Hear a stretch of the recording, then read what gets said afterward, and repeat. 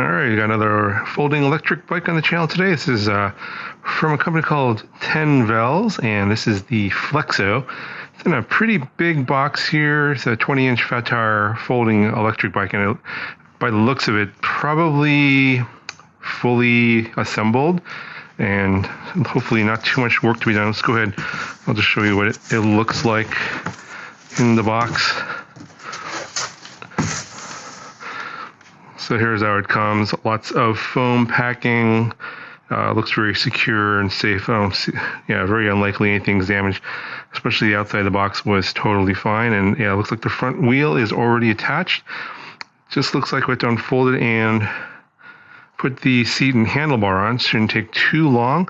But if you're wondering about an assembly video, there is one from the manufacturer on the product page, and it covers the installation, which is like about 3 minutes long. So shouldn't take too long to get this to guys, quick this out of the box, get all the foam and zip ties and everything off here, and we'll take a look at the bike.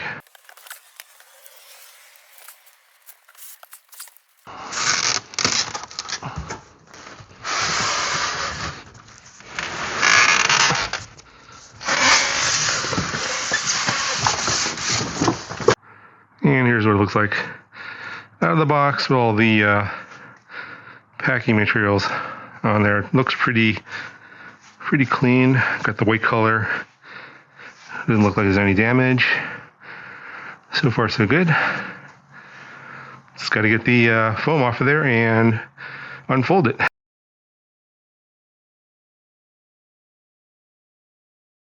Alright, so all the foam is off, and just got to put the pedals on and the handlebar, which is down there. Just a few screws here. That's it, really. So if you need to see a video, there'll be a link in the description how to do the installation. 3 weeks later. Alright, so today we're checking out another folding electric bike. This is the TENVELS Flexo. 20-inch fat tires in this one. And the rims are pretty nice. It's got these black spokes and black rims. I kind of like the white and black look on this one here. The frame does fold down here at this joint here, and as you can see, this is a step-through e-bike. So for those of you that have trouble getting onto e-bikes or bikes in general, these step-through bikes are going to be a little bit easier to get on and off. The bike does weigh about 79 pounds, but it does have the ability to carry a lot of weight. 330 pounds max and up to 110 pounds on the rear rack here, and they do sell accessories like baskets and stuff, so if you want to carry cargo, this bike can do that. It comes with a 500 watt rear hub motor that does peak to 1200 watts. It does have a pretty good burst of power, and it does come with a 7-speed Shimano derailleur here in the back. It's a Shimano tourney. The battery you can see here is built into the frame, and it's very nicely kind of stealth. It's 48 volts and 20 amp hours, so lots of capacity, 960 watt hours. And worth noting is that the battery is UL certified with Samsung 21700 cells in there, so the cells and the battery build is very solid. At this price point, it's pretty hard to find a bike with a UL certified battery. For those of you that are concerned about battery fires, that kind of thing, yeah, definitely look into this one, because the price point for most other e-bikes with a UL certified battery is quite a bit more. But with this battery, you can get about 50 miles on throttle only and up to 75 miles on pedal assist. Frame is pretty solid construction. It's some sort of aluminum alloy. I imagine it's probably 6061. The welds are decent. They're not the prettiest I've seen on an e-bike, but they look pretty solid, and the frame is, as I said, can carry 330 pounds, so it is pretty robust. In terms of suspension, you just have the front fork here, 80 millimeters of travel, and it does have a lockout and an adjustment. And as you can see here, there's a front headlight, and you see the front fender. It's metal, and so is the rear. And in the rear, you got air, brake light, and rear fender. The brakes on here are hydraulic disc brakes with 180 millimeter rotors, so pretty solid. Hydraulics on both the rear and also on the front. So the braking on this one is very solid for the speed that it gets. It does go up to 20 miles per hour top speed. The battery does have the ability to be locked. As you can see here, you do need the key. That comes with 2 sets of keys to unlock the battery, so it can't be stolen. And right over here is the charge port. The charger is a 2 amp charger, so it will take about 5 to 7 hours to fully charge this battery. The seat height is adjustable, and I'll give you the minimum maximum seat heights. The recommended rider height is 5'3" to 6'5" on this bike, so you'll see that when I'm riding it around, I'm about 6 feet tall. It's probably pretty perfect for my height. Again, here are the brake levers for the hydraulic disc brakes. They're Logan branded, pretty standard. The handlebars are a BMX style handlebar with pretty nice grips here. So they're pretty, not ergonomic grips, but they're fairly standard and very grippy, and they work really well. Cable management here is fairly standard, pretty clean, no complaints about it. It looks like it's just going to work really well. No problems with the cable management. This is your bike computer display. Just long press to turn it on. And you got your battery level, your speed, odometer, and then right over here is your pedal assist level. And there's 5 levels here, so you just put the plus button here to increase that to 5. That's the max. And I think you can go all the way down to 0, which will not give you any motor assist. You can just pedal the bike like a regular bicycle if you want.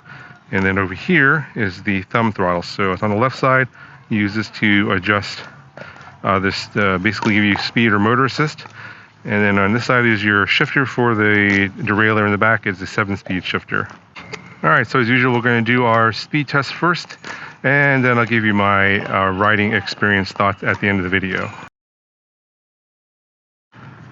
All right, we'll do the throttle only test first, and it doesn't matter which pedal assist level you're in. So I'm pedal assist level 1. It's going to give you the maximum speed. So just go ahead and just go.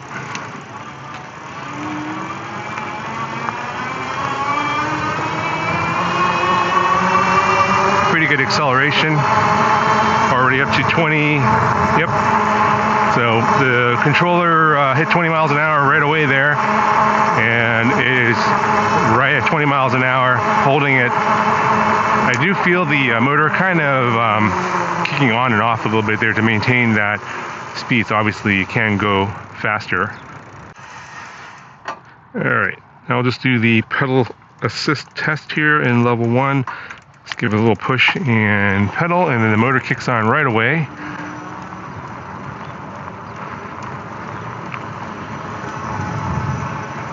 And we are at 9.8 miles per hour, a little under 10 miles an hour in level 1. Let's go hit level 2. And the motor just bursts on. That power just kicks on right away. And we're at a little over 14 miles an hour, 14.1, 14.2 miles per hour in level 2. All right, let's go to level 3.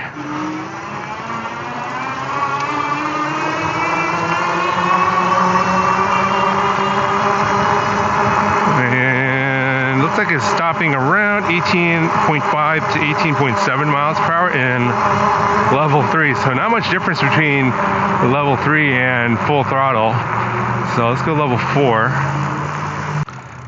All right, level 4, and we're pedaling. Yeah, the motor has a lot of power, so you accelerate quickly. So level 4, 19 points out. Oh yeah, we're at 20. Oh wow, 23. All right, so I think I know what's going on. When you're in pedal assist, you can get more than 20 miles an hour. So I hit about 24 miles an hour in level 4. So let's go level 5. So I'm gonna gear up all the way. Already at 22.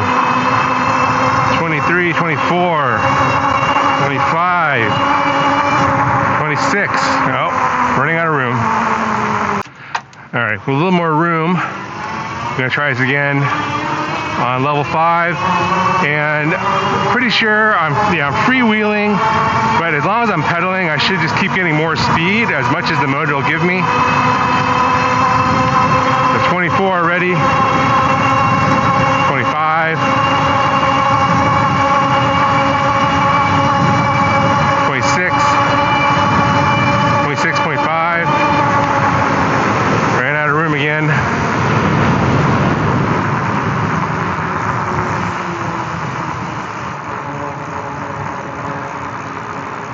Alright, so I'm pretty sure as long as I have enough room, the motor will give me the 28 miles per hour.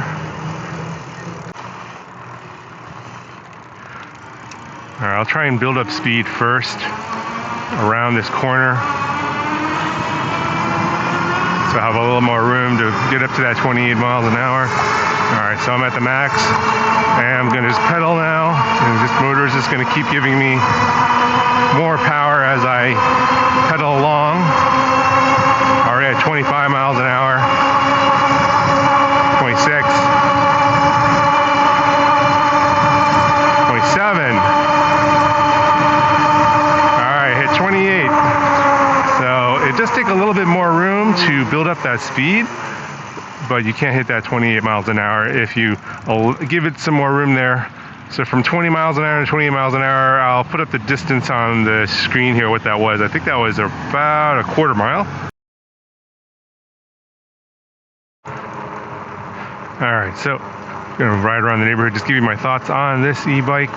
Overall, pretty good value for the money. The UL certified battery alone makes the price a really good deal. The fact that it comes with hydraulic disc brakes as well is pretty impressive, and you can again go 20 miles an hour on pedal assist level 5, which is probably why they put hydraulic disc brakes on here, because at 20 miles an hour you're going to need those hydraulic disc brakes to slow this down. And I did a braking test, and the bike was able to slow down to stop from full speed approximately 25 feet, I believe, so not too bad.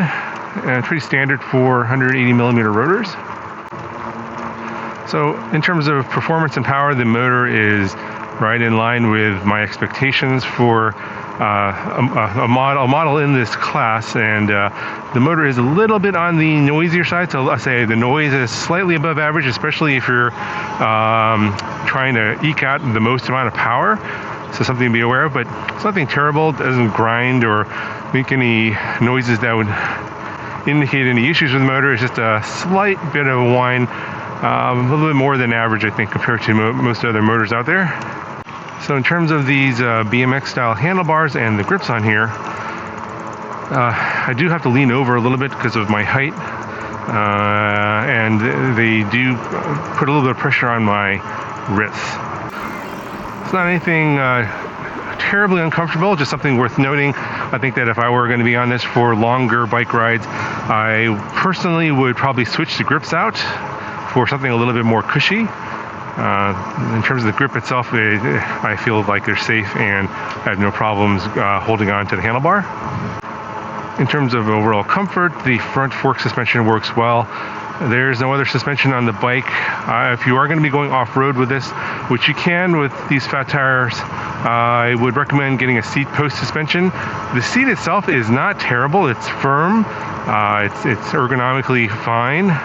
It's just that it doesn't have a lot of cushion, and there's no suspension back there. So if you're going to be off-roading, you may want to consider getting a seat post suspension or some alternative seat that's a little more comfortable. But otherwise, I feel like the seat is totally okay.